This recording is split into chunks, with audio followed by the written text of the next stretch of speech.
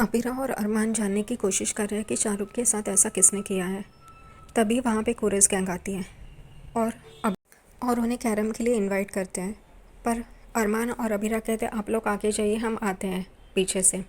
अरमान और अबीरा कियारा, क्रिश और आर्यन को पूछते हैं कि शाहरुख कल कहाँ गई थी, ये पता है क्या आप लोगों को। तो वो कहते हैं पता नहीं। वो तो आर्यन कहते हैं ऑफिस ही गई होंगी ना।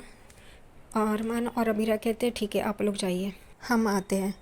उतने में ही आर्यन कियारा और क्रिश को कहता है कि मुझे आप लोगों को कुछ बताना है।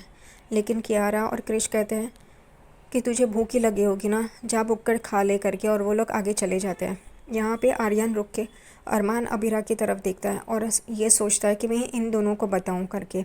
वो अपनी पापा की बात बताना चाहता है।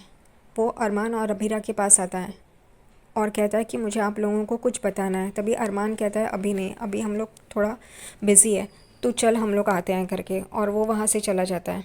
अरमान और अबीरा ये सोचते हैं कि शाहरुख के ऑफिस की फुटेज निकालनी चाहिए, तो पता चलेगा वो किसके साथ गई है। अरमान वो फुटेज निकालता है पर उन्हें ये पता चलता है कि चारू तो ऑफिस गई ही नहीं थी। तो वो लोग सोचने बैठ लगते हैं कि वो चारू कहाँ गई होगी और किसके साथ गई होगी, कौन है वो लड़का करके। दूसरी तरफ आर्यन, क्रिश, कियारा और मनीषा चाची ये लोग कैरम खेल रहे होते हैं। आर्यन यही सोच रहा होता है कि मैं माँ को बता दूँ पापा के बारे में कि वो ऑफिस नहीं होटल गए थे और शराब पी रहे थे।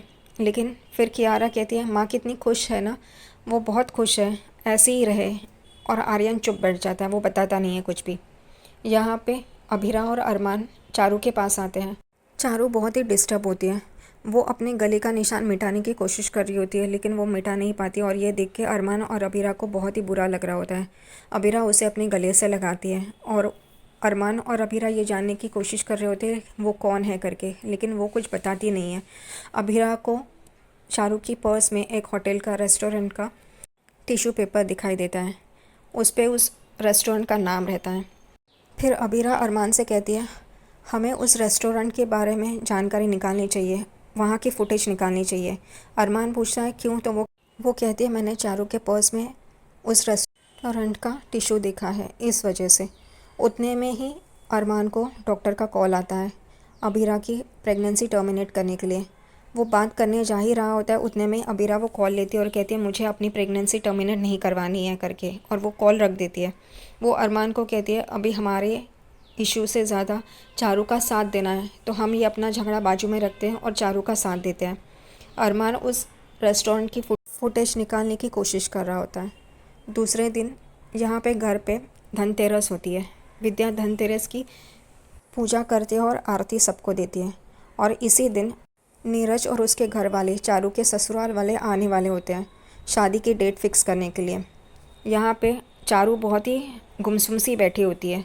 अबीरा चारू के पास आती है और कहती है क्या तुमने कुछ खाया है। वो कहती है कि मुझे खाने का मन नहीं है। वो कहती है तुम जूस तो पी लो, मैं जूस लाती हूँ। और अबीरा जा रही होती है, उतने में ही उसका पैर फिसलता है। अरमान उसे थाम लेता है। अरमान कहता है तुमने हिल्स क्यों पहने हैं, आज से तुम फ्लैट्स पहनोगी, हिल्स नहीं पहनोगी। अबीरा को बहुत खुशी महसूस होती है। वो कहती है कि तुम बीएसपी की चिंता कर रहे हो। अरमान कहता है मुझे कुछ सिखाने की ज़रूरत नहीं, मुझे पता है मुझे क्या करना है।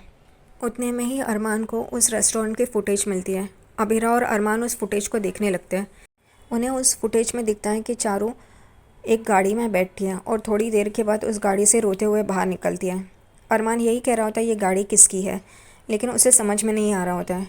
अबीरा उस गाड़ी नंबर प्लेट है तो उसे पता चल जाता है ये गाड़ी किसकी है, ये गाड़ी नीरज की होती है। यहाँ पे वो लोग ये देख ही रहे होते, उतने में वो देखते हैं कि चारू अपने कमरे में चली जाती है। अरमान और अबीरा भी उसके पीछे पीछे चले जाते हैं। चारू अपने कमरे में रो रही होती है। अरमान और अबीरा उसका दरवाज़ा खटखटा रहे होते हैं लेकिन वो दरवाज़ा नहीं खोलती है। उतने में ही चारू के ससुराल वाले आते हैं और उसकी सास पूछती है हमारी बहू रानी कहाँ है। तभी काजल रूही को कहती है जाके चारू को लेके आओ। रूही वहाँ से जाती है और देखती है कि अरमान और अबीरा चारू के कमरे के बाहर उसका दरवाज़ा खटखटा रहे होते हैं। अरमान कहता है अबीरा को कि पीछे हो जाओ, मैं ये दरवाज़ा तोड़ता हूँ करके। रूही वहाँ पे आ जाती है और उन दोनों को पूछती है क्या कर रहे हो ये तुम लोग। अरमान वो दरवाज़ा तोड़ता है और अंदर जाता है। अबीरा भी जाती है, रूही भी आने लगती है। तभी अरमान और अबीरा उसका रास्ता रोकते हैं। अरमान और अबीरा रूही को कहते हैं तुम यहाँ से जाओ। लेकिन रूही नहीं मानती। रूही भी अंदर आने की कोशिश कर रही होती है, लेकिन अरमान और अबीरा उसे ज़बरदस्ती से बाहर जाने के लिए कहते हैं और वो चली जाती है। यहाँ पे चारू बहुत ही डर जाती है। वो कहती है रूही भाभी अब नीचे जाके सबको बता देगी, अबीरा भाभी आप जाइए ना, उसे रोकिए ना। अबीरा कहती है कुछ नहीं होगा करके। अरमान और अबीरा चारू को तसल्ली दे रहे होते, उसे ये भी कहते हैं कि तुम्हें ये बात बता देनी चाहिए सारे घर वालों को। तो वो कहती है पापा के लिए ये रिश्ता होना बहुत ज़रूरी है। लेकिन अबीरा कहती है क्या तुम इस आदमी का चेहरा देख पाओगी बिना डरे, तुम उसके साथ हर एक दिन गुजार सकती हो? तो अरमान भी चारू को कहता है कि तुम्हें ये रिश्ता तोड़ना होगा, हम तुम्हारे साथ हैं, लेकिन पहला कदम तुम्हें ही उठाना पड़ेगा। तो चारू उसके गले लग जाती है और कहती है मैं आप दोनों की तरह हिम्मत वाली नहीं हूँ और मुझे घर वालों की टेंशन है। पापा के लिए ये रिश्ता बहुत ज़रूरी है। अबीरा और अरमान उसे समझा रहे होते हैं कि नाम ख़राब हो जाएगा, फैमिली का तो चलेगा, लेकिन तुम्हारी ज़िंदगी ख़राब नहीं होनी चाहिए करके। रूही नीचे जाती है, तभी काजल उसे पूछती है कहाँ है चारू। तभी रूही टालम टाल करती है और कहती है उसने ईयररिंग्स अलग अलग पहने हैं, गलती से गलत पहने हैं, तो वो सही करके आ ही रही है। नीरज भी परेशान हो जाता है क्योंकि चारू उसका कॉल नहीं उठा रही है और नीरज उसको एक वॉइस नोट भेजता है कि सॉरी कल जो हुआ उसके लिए, लेकिन तुम अब नीचे तैयार होके आ जाओ कर। यहाँ पे चारू रो रही होती है और अरमान और अभीरा उसके साथ होते, उसे हिम्मत दे रहे होते कि तुम इस बात के लिए राज़ी हो जाओ कि तुम अपना सेल्फ रिस्पेक्ट नहीं खोगी, तुम उस आदमी को ना कहोगी इस शादी के लिए।